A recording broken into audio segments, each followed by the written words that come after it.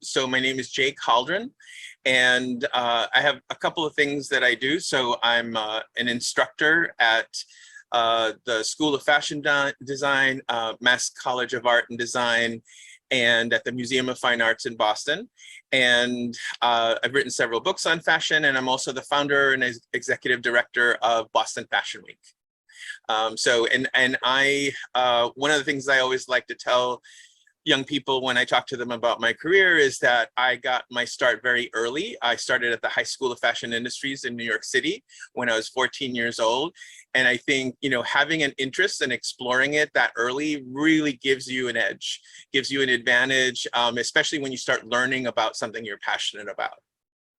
So can you talk to the kids, because I've already gotten some questions emailed to me, and I know we kind of discussed these earlier, but can you talk about the process of how you started, like when it kind of piqued your interest about getting interested in fashion and design, and then what was the process where you're kind of sketching? I'd imagine you're sketching designs, and then you kind of put those designs to practice. Okay, well, again, these were lessons I learned really early in high school, the High School of Fashion Industries in New York City. And when you're starting that creative process, I learned how to draw earlier. I had an affinity for the arts when I was in elementary school.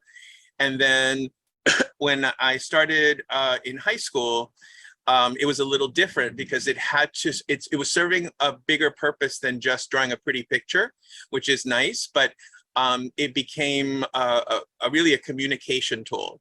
It was a way of getting, what's in here down on paper, and that way it could communicate with somebody who makes the patterns, for your clothing, or someone who sews it all together, or it could be for a customer or someone in the press. So drawing for me was that first step in the whole process. But I have to say my drawing improved because of the fact that I learned all the other things. So I learned how to sew, how to make patterns, how to do drapes on a dress form. Draping is kind of often referred to as a sketch, but it's a sketch with fabric, where you take a muslin, which is an inexpensive cotton fabric, and you put it on a dress form and test out your ideas. You kind of just, figure out what's working and where you want things, and then you would make a pattern from that. So all of that other stuff is really important, because a lot of people think that fashion designers just draw pretty pictures and hand off the sketch. If you do that, you're not really designing. You have the general idea, but then everyone afterwards in the process, the pattern maker, the stitcher, if they're making the decisions, then they're really designing the garment. So I always think it's really important to back up, whatever your ideas are with a knowledge of how you make it.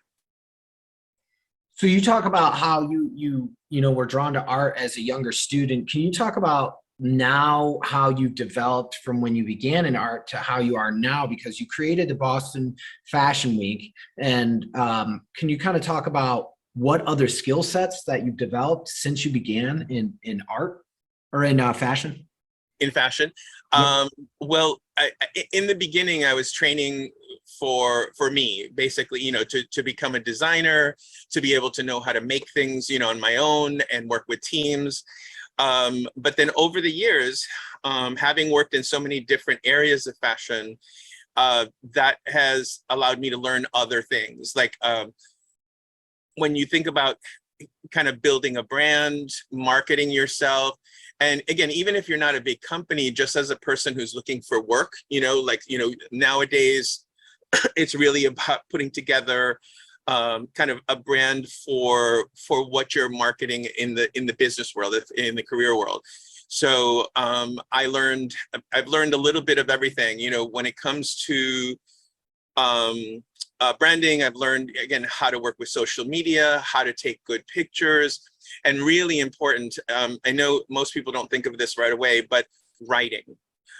Writing well is so important. Being able to communicate, and that means writing a good text even. Like I have people who I get texts from who don't bother with any kind of structure in what they're saying, and sometimes it's really hard to communicate that way. Same thing with emails. And then of course, if you're doing posts, if you're doing you know, advertising, like whatever it is, being really comfortable with writing is hugely important. But then on the creative side, I mean, a different kind of creative with images. I remember when I was first learning how to take pictures, sometimes the makeup person wouldn't show up, or the hair person wouldn't show up.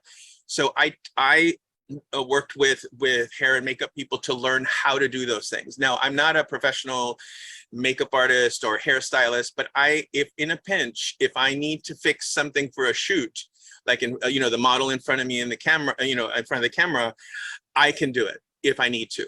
So, you know, it's not about becoming an expert in all things, but it's about knowing enough about all the different aspects of what you're working with to be able to pinch hit if you need to, like really get in there and not have everything collapse because somebody didn't show up or things like that. So let me see. So we talked a little bit about branding, about kind of social media, creating images. And then again, that all is one of the great things about all of that is that if you learn it, regardless of what industry you're in, those are transferable skills. All that communication and all that creativity can be applied to other things outside of being a fashion designer. You know, I could definitely apply it to any kind of business or startup, so that, again, all of that communication is happening on a level that people really respond to. So with all those different facets, and it sounds like, I mean, you have to become kind of a Renaissance person in a sense to learn all these different things. Would you say to any of these kids on here who are interested in pursuing careers in fashion, that is there any more important critical aspect than another at their point right now? I think two things really. Like one of them I mentioned, the writing part, again, because the writing, even if you're not writing a book or an article or anything like that, just writing to organize your thoughts is really important. You know, even something like journaling, you know, so that you can keep track of your ideas and your creativity. But because again, that helps you prepare for things like for interviews or to share your ideas. You have a better way of kind of delivering that information. But then I think the other thing is really a sense of like a work ethic, like saying, this is important to me, so I'm not going to skip corners. I'm going to dedicate time to this. I'm going to work hard. Because I would say that is one of the things that when people are in a position of hiring or even in a classroom, like when I see that in my students, that's what gives them the edge. Because, you know, like whether something is in fashion or not is a matter of opinion for a lot of people. So it's not like, oh, okay, well, you're in or you're out. It's really a matter of, are you dedicated to it? Is this important enough to you that you're going to make it a priority and say, oh, I might skip that party and do a little research tonight, or, you know, or practice that seam, or, you know, or do a little bit more drawing. When you do that, it really gives you an edge over anyone who's just kind of playing with the idea, you know, who just thinks it sounds nice, but you're actually doing it. So one of the things that I tell everyone, my students, or if I give lectures, that surprises everyone is, don't follow your dreams.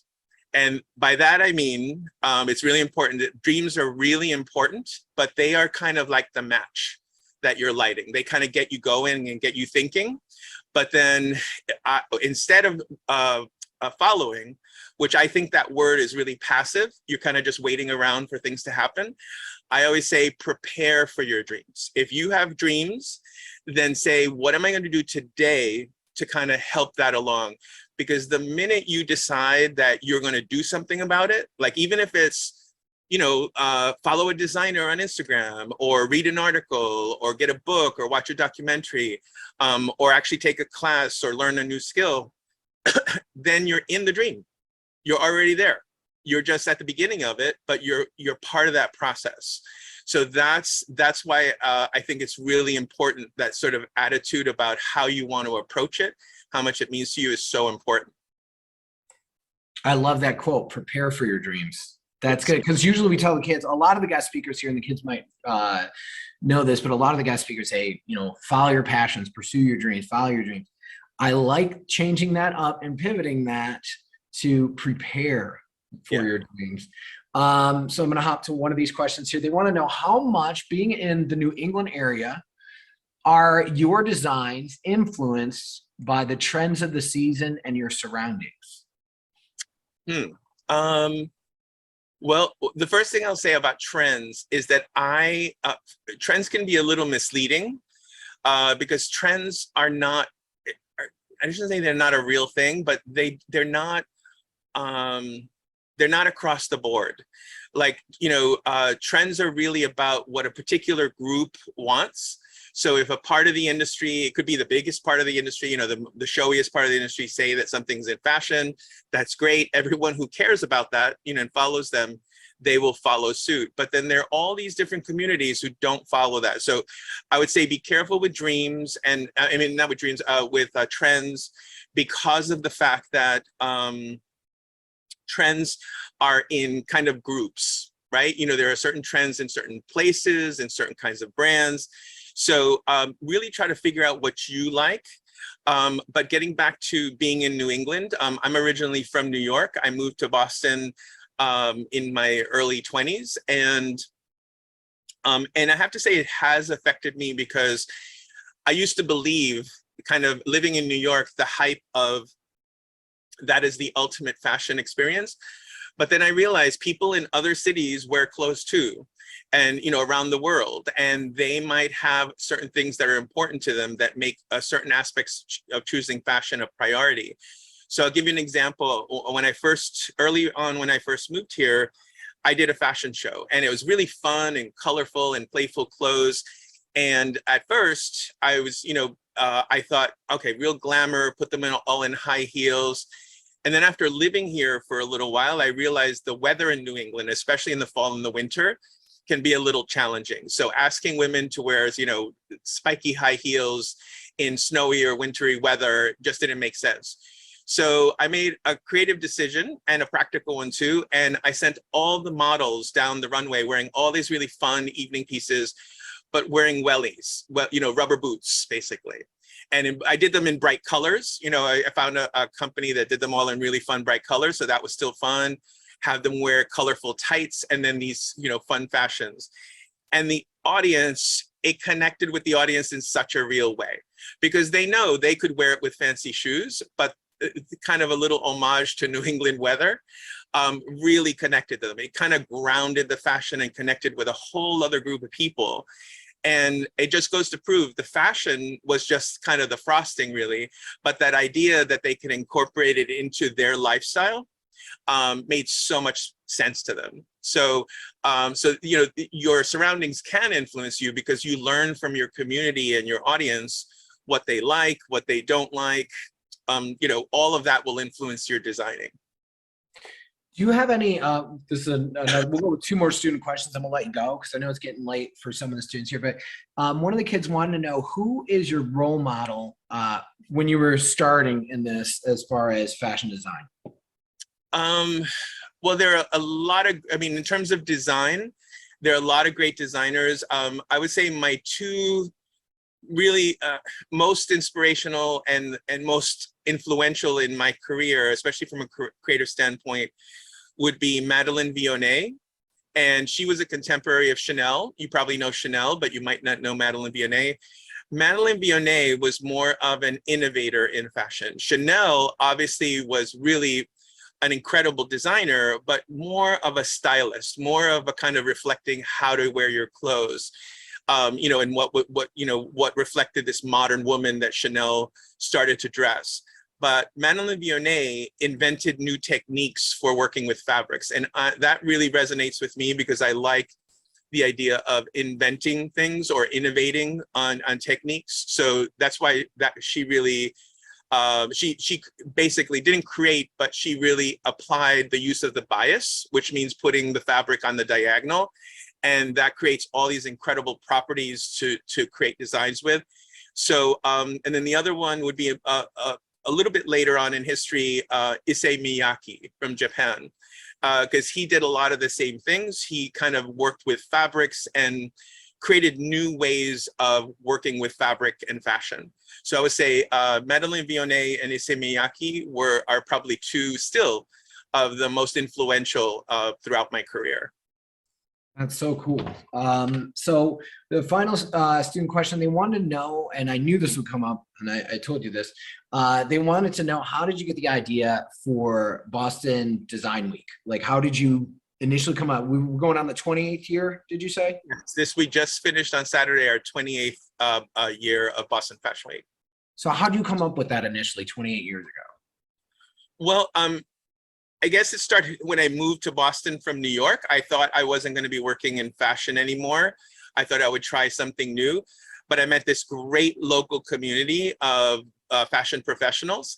And one of the things I was doing we had started a local magazine and a local cable program. And I started covering what's a big part of New York Fashion Week, which was fairly new at the time. There had always been a market week, but Fashion Week, in terms of how we know it now with the tents and things like that, was just starting out. And I think it was in its second or third year.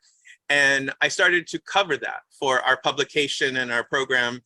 And so I'd go down to New York, check out the shows, and I just realized that this was an incredible tool to show off talent. So, and here in Boston, the local fashion scene was really under the radar. So I said, we can do something like this here, but it has to be a little different. It can't be the same strategy that New York uses, again, because they're set up for it in a different way. So for here, it became about access and building community. So that was the real goal behind it. And it's been amazing because the community responded to it, the fashion community, and then also the public has responded to it. And again, 28 years kind of speaks for itself in terms of, being able to connect with the public. And as I mentioned earlier, excuse me, every fashion week has anywhere between 40 or 50 to 80 events happening during the week. And it's all different. It's not just fashion shows, it's educational programming, it's installations, some parties. So there's a real mix of content. Like we just collaborated with the Cambridge Science Festival this year. And our opening day was all about fashion and science and technology. And we had all these incredible scientists and engineers, and then our fashion designers all expressing themselves and their thoughts about, fashion moving forward. And because one of the things we believed for a long time is that the new frontier for fashion isn't really happening in, fashion cities like, Paris and Milan. Lots of beautiful clothes are being made there, but the innovations are really around textiles and technology and science, and that's all happening right here in New England. It's a big hub for it. So we really think that that's kind of the new frontier. So again, if you have interest in tech and science as well as fashion, that's a whole new place to kind of bring your talents together. That is absolutely wonderful. And Jay, we can't thank you enough for taking the time to speak to so many kids around the world. And guys, we'll have a recording for this. I put the massart.edu website in the chat. And before I end the meeting before I let everyone go, I'm going to unmute everyone. And can we all say thank you to Jay for taking time out of his very valuable day after their Boston Fashion Week, for him spending time with us today. Thank you so much, sir. Thank you. Thank you. Thank Thank you. you so Thank much. you. Thank you so much. Have a good week. Thank you. All right. Thank Thank you. you, everybody. Have a